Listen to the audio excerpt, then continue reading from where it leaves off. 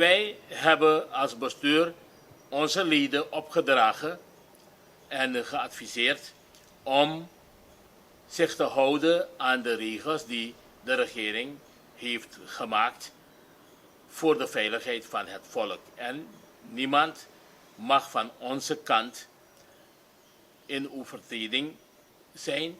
We moeten ons houden, wij moeten onszelf beschermen. En als de regering maatregelen treft, moeten wij helpen.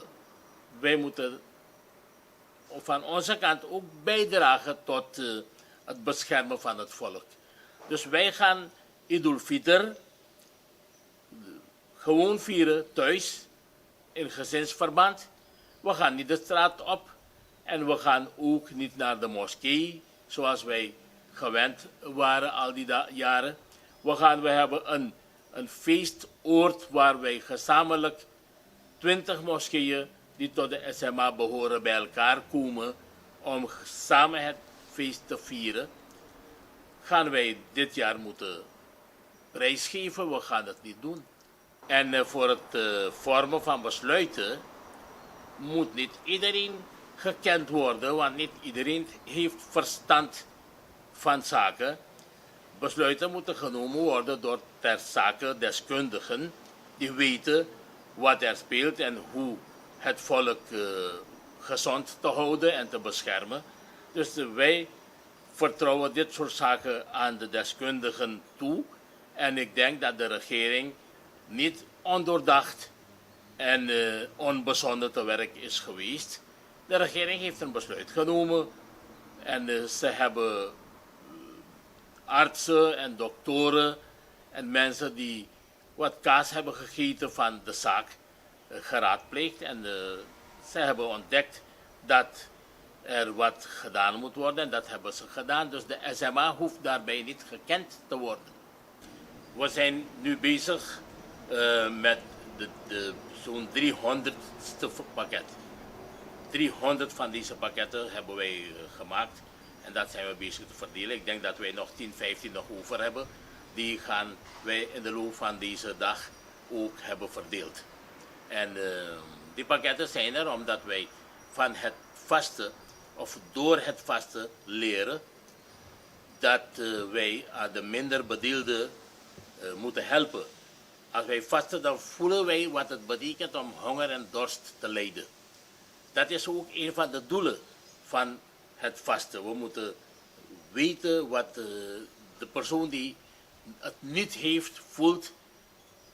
En als zij kinderen hebben thuis die om eten vragen en mama kan ze geen bordje eten voorleggen, dan leren wij dat uit het vasten. En dan is het aan het einde van de maand Ramadan ook die mensen blij maken. We hebben ervoor gezorgd dat ze een mooi pakket hebben gekregen. En die pakketten samen met een gesloten envelop met inhoud is zeker zo'n waarde van 1500 SRD tot 2000 SRD die wij hebben verdeeld per persoon. Vorig jaar hadden wij ook die beperking. We hadden geen lockdown, geen totale lockdown. Maar de SMA had uit haar eigen overwegingen had de SMA de leden geadviseerd om thuis hun gebed te doen.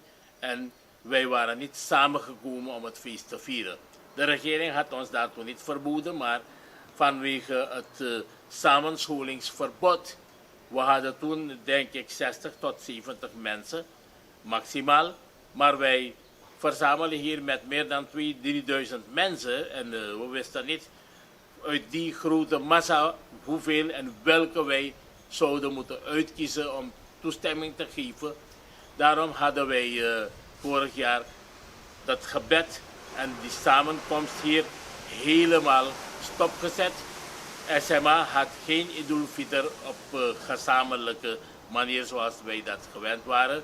We hebben thuis ons Idul Fitr feest gevierd en dat zullen wij dit jaar ook doen. Eid betekent een steeds terugkerend vreugdefeest. En Eid en Fitr betekent het stoppen met vasten. We hebben 1 maand lang in opdracht van de enige God, Allah, gevast. En wij hebben onze opdracht volbracht. En we gaan dan een vreugde tonen. Wij gaan feest vieren. En Allah bedanken. En dat is Idul Fitr. En wij gaan ook aan de arme mensen denken. We gaan de aalmoezen geven. De mensen waren gewoon om bij de moskeeën langs te komen voor aalmoezen, maar dat is niet meer nodig.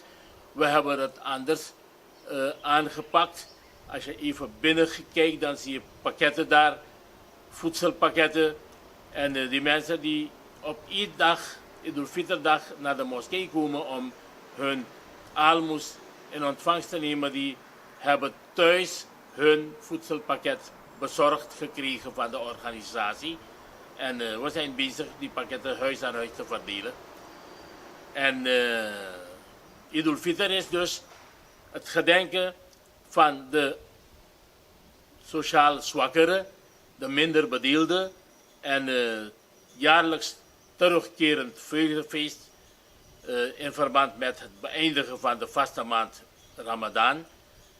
Dat gaan wij een beetje anders doen. Die aalmoezen zullen gegeven worden, die zijn al begonnen bezorgd te worden, huis aan de behoeftige en minder bedeelde mensen. Het gebed wordt thuis individueel in gezinsverband gedaan en niet gezamenlijk op het feestoord. En verder is het normaal.